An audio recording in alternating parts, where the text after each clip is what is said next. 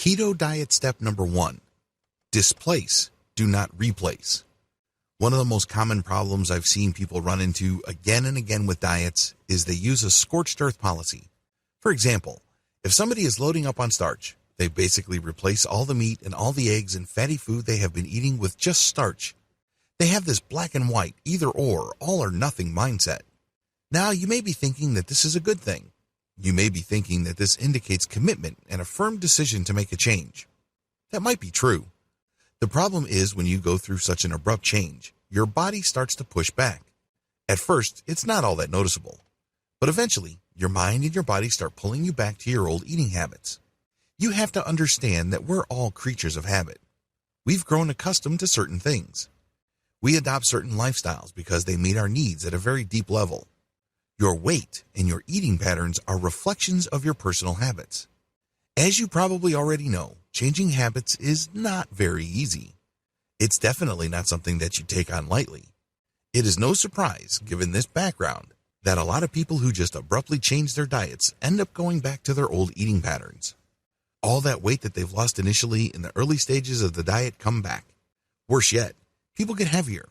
They end up in a worse place. This is due to the fact that they triggered their system for a serious backlash later on. Just because it didn't happen when you switched over to your new diet doesn't mean it's not going to happen. It's like trapping heat in a volcano. It's only a matter of time until that volcano blows its top. This is exactly what happens to a lot of people switching from one lifestyle to another and one diet to another. It doesn't matter whether you've adopted the paleo diet, the South Beach diet, the Atkins diet, or any other kind of weight loss program. Eventually, you go back to your old eating habits. The number one reason why people cannot sustain their new diet. Why do people end up where they begin? The most common problem with diets is that people choose to replace instead of blending in new ingredients. For example, if you used to eat a lot of rice, mashed potatoes, white bread, pasta, and other starchy staples, you probably would want to clean out your pantry once you switch over to a paleo or other high-fat, low-carb diet. This is a common tendency with a lot of people adopting new diets. They simply just want to turn their back on their old eating patterns because they can see the benefits the new diet brings to the table. They've seen before and after pictures of people losing a ridiculous amount of weight. They can see how good people look after shedding all that fat. They can't wait to just stop what they're eating and eat new food. I understand why people are excited. I was excited too.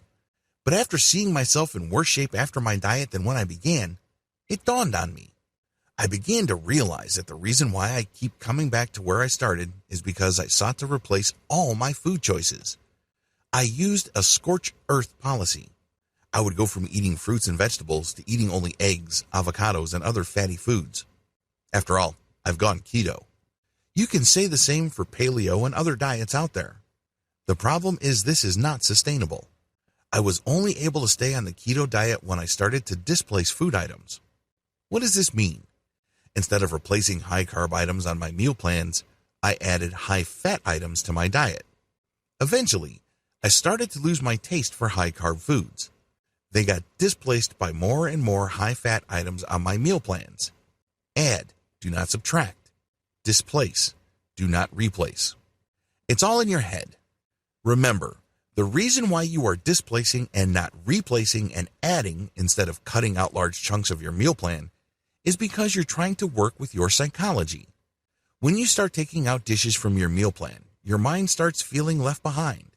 Deep down inside, you start to feel that you're denying yourself. You feel like you're losing something. I'm sure I don't need to remind you that one of the most powerful human impulses is the fear of loss or getting left behind. This is the reason why people who live in certain neighborhoods automatically get the urge to buy the same car as their neighbor once their neighbor rolls around in a new set of wheels. I've seen this happen quite a bit. It only takes one neighbor to buy a new top-of-the-line Mercedes-Benz or BMW to get other neighbors to want to buy the same kind of car. The same applies to clothes. The same applies to food and lifestyle. We don't like to get left behind. We don't like to feel like we are denying ourselves. This is exactly the kind of mindset you trigger when you choose to replace certain food items from your diet on a wholesale basis. Don't do it. Instead, keep adding ketogenic meal items to your diet. Eventually, you will reach a point where your taste buds have switched over to a fat preference, You're no longer craving sweets. You no longer feel like you can't go a day without carbohydrates. That's when these carb items start dropping from your meal plan. However, it has to take place gradually. You can't force it. Focus more on ketogenic meals. As you get used to eating keto-friendly meals, your taste buds begin to change. At first, it may seem like it may be hard going for you. After all, who can eat eggs day after day? If you're like most Americans, you probably don't really have much of a craving for avocado on a daily basis. Eventually, it becomes routine to you, and you start craving more ketogenic items and start forgetting about your old sweet tooth. Still, you have to do this gradually. You can't shock your system. The moment you shock your system, be prepared for the backlash because your body is sure to put up a fight. It may not do it immediately, but eventually it will undermine you. Eventually, it will get the upper hand. Before you know it, you're back to eating what you used to eat before you adopted your keto diet.